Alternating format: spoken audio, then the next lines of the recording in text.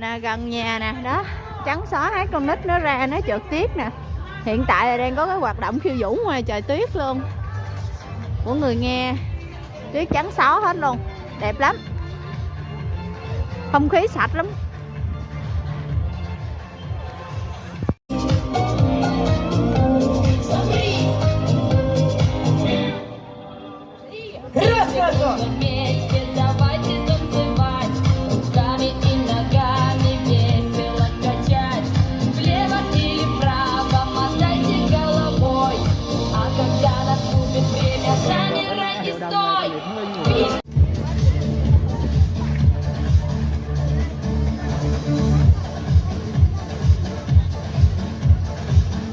Mấy đứa trẻ nghe nó đang hoạt động cái gì á, nó nhảy từ sáng giờ.